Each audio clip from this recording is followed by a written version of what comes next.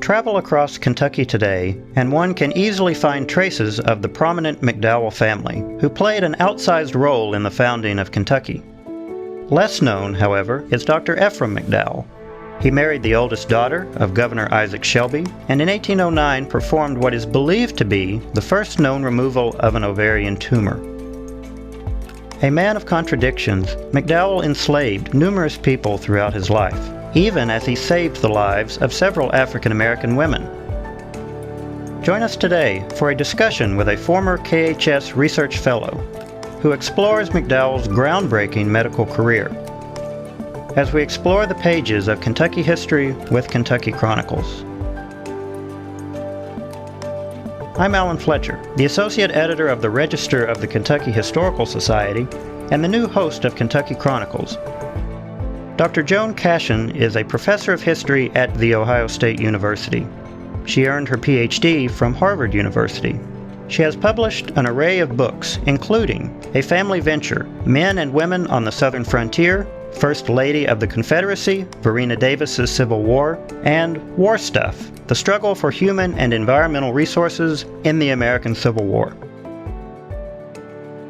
In fall 2018, Dr. Cashin received a fellowship to the Kentucky Historical Society. In 2024, she published Dr. Ephraim McDowell and the Human Body, Surgery, Community, Gender, and Race in the Early Republic, for a special medical issue of the Register of the Kentucky Historical Society. Daniel J. Burge, our previous host, has taken a new position at another institution. Before he left, Daniel recorded the first 3 episodes of Season 3. Here's his interview with Dr. Cashin. So welcome to the podcast. Thank you, Daniel. I'm glad to be here. So we talked about this a little bit before we went on the air, but could you tell us a little bit more about how you took up this topic and why you decided to write about Ephraim McDowell? I've always been interested in the history of medicine. I've always included it in my lecture material. I published an essay about 10 or 12 years ago about a Union Army doctor who had tuberculosis. I came across him, that is Ephraim McDowell, and I think it's pronounced Ephraim. Ephraim. I was always saying Ephraim, so I probably had that wrong. Yeah, well, you could be right. I think I've heard it both ways. I remembered him from reading a college textbook years ago. And then I came across him again when I was working on my current research project on the Shelby family of Kentucky. Mm-hmm. And it's a multi-generational family history, revolution through the Civil War. One of Governor Isaac Shelby's daughters married the doctor. So I came across this set of letters exchanged between him and his in-laws that I don't think any other medical historian had ever looked at. So I thought there's an interesting essay here. I mean, there's not enough for a book. Obviously, one of the issues with Dr. McDowell is that he didn't leave a great many manuscripts, but I thought this would be an enjoyable essay to do.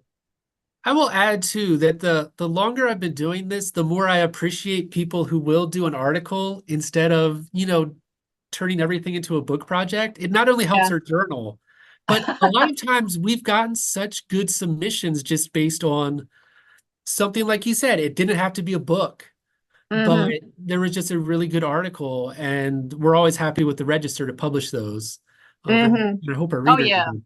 Yeah, I love articles and books, both. Yeah, I think it's good if you have a mix, too. So to get a little bit into his life story, most of the article, or the early part of the article, revolves around his travels to Edinburgh.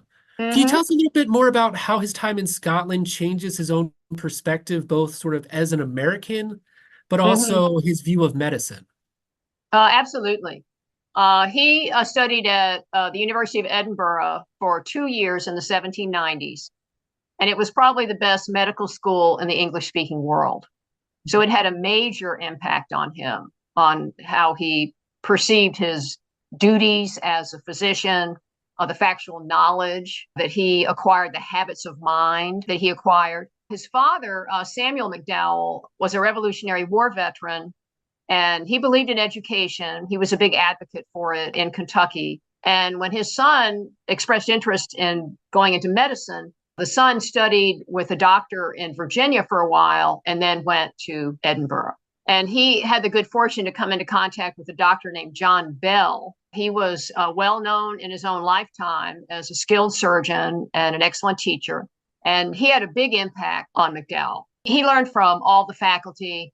He learned from being around other students. He absorbed ideas just from being in Edinburgh, which was a dynamic city. There was a lot going on in the intellectual life of the city, not just in medicine. But Bell was really his mentor. And he came back to the U.S. with a superb background in medicine, including surgery, although it's still not clear to this day if he ever actually graduated.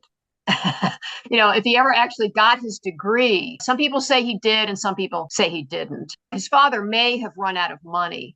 He may have had to come home before then. But in any case, he came back to the States and set up a medical practice in Kentucky at the end of the 18th century. Was it typical for individuals to send their sons overseas to study medicine? From reading the article, I got the gist that it wasn't very common, but was that something that other families did, or was that something that the McDowells just... It was uncommon. Okay. It is very uncommon. A small number, or rather, I guess, tiny number of American medical students went to Edinburgh. Okay. But they tended to be people who were very serious about a career in medicine. So if you were a young man, and it's all men in this generation, the student body at Edinburgh consisted entirely of men, and you're serious about a career in medicine, and your family can afford it, they can pay the tuition, Edinburgh would be the place to go. Yeah. But because it's far away and it's expensive, the number of Americans who went there quite small. So when he comes back to practice in Kentucky, he's one of a tiny number of men who have that kind of medical background. And that's one thing that helps him build up his medical practice pretty quickly, is that he has this prestigious background. Mm-hmm. He may or may not have had a degree, but he had this prestigious training. Yeah, that was interesting to me. The other thing was what made me kind of chuckle, even though I also understand it, his family never quite get him as a person. They never really seem to understand having the medical career and not just being really into making more money. His in-laws. And that was something that, as I was reading your article, I was like, oh, that's fascinating to me, because he just seemed like, it was like, oh, this doctor guy, he's not into making money. Yes, that was interesting. A lot of his contemporaries seem to have a hard time understanding him. And he does have this rather exotic background. Mm-hmm. But at the same time, he is deeply committed to the ideals of the medical profession. And he sees himself as a scientist. And he also sees himself as someone who was supposed to reduce the suffering of humanity whenever he can. And money is not his priority. He has some very wealthy in-laws. His father-in-law, the governor, Isaac Shelby, is a wealthy man. So are some of his brothers-in-law. And sometimes the letters suggest they're just a bit puzzled by the fact that his priority is his medical practice. Mm-hmm. It's not money. Now, you mentioned this earlier, but he does not seem to be much of a letter writer. So as a historian, what challenges does that pose for somebody who's trying to write and sort of understand the perspective of somebody, but you didn't have a lot of letters to work with? So how did that change your approach, or how did that sort of make you rethink how you approach your subject? Well, it presented several challenges. The doctor was literate. He knew how to write, of course, but he had what one person described as an aversion to writing. It's not just discomfort. He seemed to have really disliked intensely the process of writing. So there are very few letters by him, and the handwriting looks labored. It looks like he's struggling to get through this letter. And he kept a ledger with the names of his patients and the dates of the surgery. But he didn't produce many letters that have survived down to the present.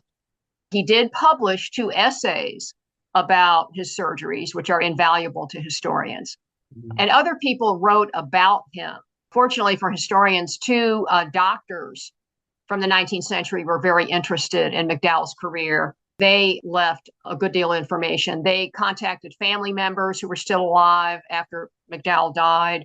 They contacted patients, the relatives of patients, doctors who had worked with him when they were young men starting out.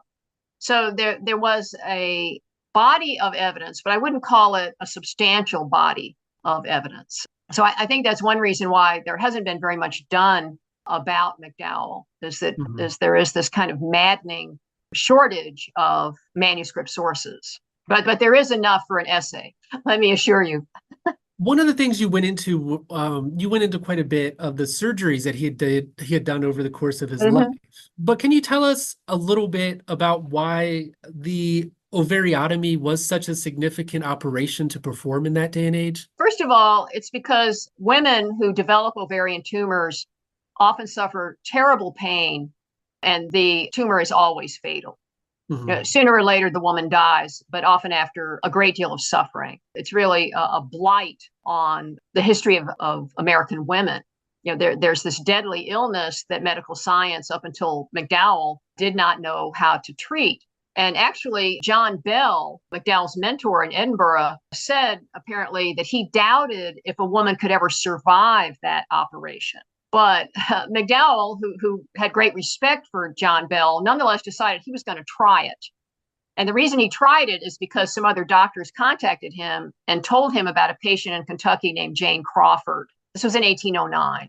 She was a middle-aged woman who had already had several children, and she had a very bad tumor, and she was in great physical agony. And she told the doctor when he went to visit her, she said, I'm in so much pain, I think I'm probably going to die anyway. And so they agreed that he would try this surgery. So she came to Danville, Kentucky, where he lived, because he knew that public perception mattered, that people needed to understand that she was willing to undergo this daring operation, which is in many ways a medical experiment. So he operates on her. The tumor is removed completely, and she survives. And it's the first time in recorded history, as best we can tell, that a female patient survived this operation. And 3 weeks later, she went home, and she lived several decades after that. So it's a complete cure. It's the best possible medical outcome. And it took courage for the patient to undergo that procedure. They didn't have painkillers back then. That amazed me to think about that. As I was reading that's incredible that you could just handle that pain, the expectation of handling that. It is. We have to admire all of the patients that underwent that procedure. Crawford is only the first of them. And it also took intellectual daring on the part of Dr. McDowell. He knows as much about anatomy as a doctor could know. He had studied it. He had done dissections on the dead when he was a young man studying in Virginia before Edinburgh. But there's still a lot about the human body that medical science did not know. So nonetheless, he operated. The surgery was successful. The patient survived. And that led him to continue doing the operation over time. Is that correct? Yes. The best estimate is he did 13 of those surgeries in his career between 1809 and his death in 1830. But there's a good deal of controversy about who the patients were. I talk about this in my essay, and who lived and who did not survive. But it seems to be the case that the documentation that is solid, we know about 8 cases, 4 white women and 4 black women. And all 4 of the white women survived, and 3 of the 4 black women survived. But the other cases have fragmentary evidence. Sometimes there's a dispute about whether the patient lived or died afterwards. So if we put aside those cases and just focus on the 8 that we know about, that's a very high survival rate, especially for the 19th century. This is before germ theory. Yeah. Yeah. Although McDowell apparently learned when he was in Edinburgh how very important it was to have clean hands, clean environment in which to work. And that may have helped those women survive. Yeah, because that's something that seems to take a lot of people a very long time to figure out. Towards the Civil War, a lot of times it's... Yeah, absolutely. So in many ways, he is ahead of his time. That really forms a nice segue into this next question. But I really enjoyed in your article how you went through some of the misconceptions that have grown about McDowell over the course of time, whether that's historians or those writing about him after his death. If you want to tackle this question in any way that you like, but is there one in particular misconception or maybe just an inaccuracy that you've come across that you do hope that your essay will correct, or that you feel like needs to be corrected at this point in time? Because you rattle off a lot of the sort of the false ideas that have come up about his medical career.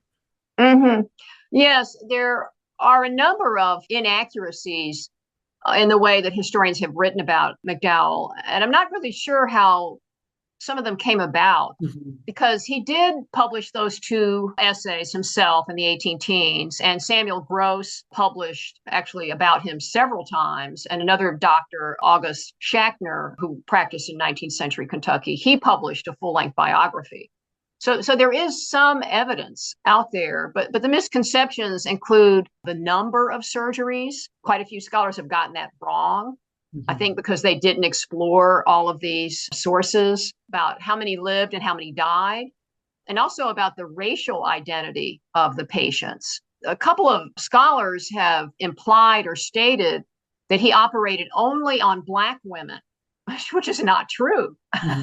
You know, Mrs. Crawford from 1809 is a white woman. And I think one of her relatives became the mayor of Louisville, Kentucky.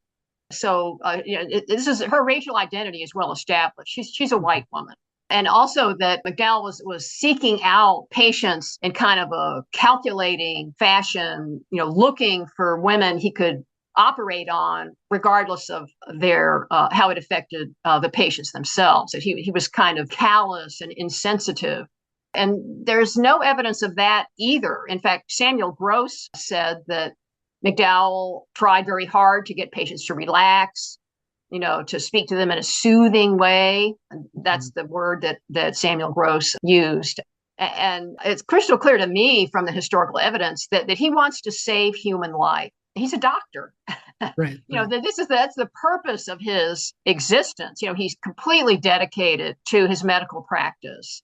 And he's not out there kind of creeping around trying to find patients, that he can operate on. And he wants to save women, whether they're white or Black. Whatever their background is, he believes his duty is to try to save the patient. I think that was one thing that really came across strongly in the article is he doesn't ever seem to be doing this for fame or for posterity's sake or this sort of, I don't know, inflate his own ego. It never appears that it just doesn't seem like that was the case so much as he's genuinely trying to help people to the point where others sort of look at him. And I felt like at some points his own family is like, hey, you could make more money or you could do this or you could do that. And he's just, seemingly happy being a doctor in Danville, Kentucky. Oh, yes. I mean, his medical practice is everything to him, even to the point where I think he sometimes neglected his own family. He married and he had 5 children who lived to adulthood, and his wife was proud of him. One of his daughters wrote a memoir years later, and she praises him. He encourages the daughters to get good educations and so forth. But it's also the case that he's not home very much. And when somebody comes to his house and says, Mr. Smith or Mrs. Smith needs you because they're sick, he got on his horse and left, whether it was 1 o'clock in the morning or whatever. So he has a dedication to his practice that may have led him to neglect his family. Nonetheless, I think it's important to remember that he did make a major medical breakthrough. As you were saying, he doesn't seem to have been all that interested in getting famous because of it. One of his contemporaries said that it was because McDowell himself did not pursue recognition. I think it's also because he didn't publish very much. Yes. And I also think it's because the medical profession in his era was dominated by Europeans. And the French and the English are not exactly quick to praise him, yes. Shall we say. An American makes this breakthrough. They seem to have think that Americans weren't really capable of those kinds of medical accomplishments. Some of the comments from his medical contemporaries are really disdainful. Either they say it didn't happen, or, how could this happen? How could an American pull this off? He also had a nephew, one of the McDowell nephews, who practiced with him briefly and fell in love with one of McDowell's daughters. And when he got rejected, he turned against Dr. Ephraim McDowell, and he started saying, and this is one of the silliest criticisms, I think, he started saying that Ephraim McDowell didn't do these surgeries. Other doctors in the room did them. Which is absurd. So I think for a long time, he didn't get very much credit because of a combination of all these factors. To sort of bring this all to a nice conclusion, in the final paragraph, you had a line that I really enjoyed, which you said, Ephraim McDowell was a complex individual, not easy to evaluate. He was a transatlantic figure, the product of vastly different historical contexts, a frontier family that valued education and expected a lot from him. How do you think we should remember the medical career of Ephraim McDowell? Like, as a reader today, what would you want someone who reads this article to sort of have as a takeaway? That he made a significant medical breakthrough that benefited women in the United States and all over the world. I mean, he is a complicated person.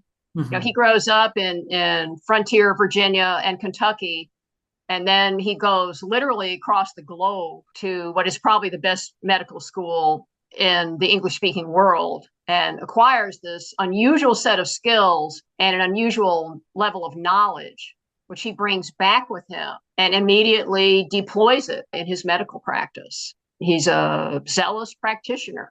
So he's an unusual person, but I think that his contributions to medical knowledge are very important. That's a great way to end this, as we think about his career. I think in Kentucky, I have to say, as being someone who's moved into the state, I often heard his name. You can see buildings named after him, or he's sort of one of those people that we'll talk about even at the Historical Society as, oh, did you know McDowell did such and such? But I don't know if sometimes we really know his story. So I do thank you for bringing this to our attention and for writing such a good article, which, again, I'm going to encourage everyone to check out to get all those details. But also, I think those misconceptions that grow up about famous people are somewhat famous people that we as historians can pull apart and show the true story. Well, thank you. I really appreciate that. And I enjoyed talking to you today. Thank you so much. Although Ephraim McDowell has been misremembered, Dr. Cashin has captured the nuance and complexity of his illustrious medical career. He was a man of paradox. Although he held prominent political and military connections, he remained content to practice medicine in the small town of Danville. He enslaved 8 people in 1820, yet he also performed life-saving procedures on African American women. His fascinating life offers a window into the intersection of race and gender in Kentucky's early medical history. You can read Dr. Cashin's article in the summer-autumn 2024 edition of the Register of the Kentucky Historical Society, which includes other articles on Kentucky's medical history. This closes another episode. I would like to thank Joan Cashin for talking with Daniel today. Our show was recorded and edited by Gregory Hardison. Thanks to Dr. Stephanie Lang for your support and guidance. Our theme music is used courtesy of Pixabay. To learn more about our publication of The Register, or to learn more about our Research Fellows program, please visit our website, history.ky.gov. If you have enjoyed our podcast, please subscribe. It really helps us know how we are doing. You can also help us build a following by telling your friends to subscribe.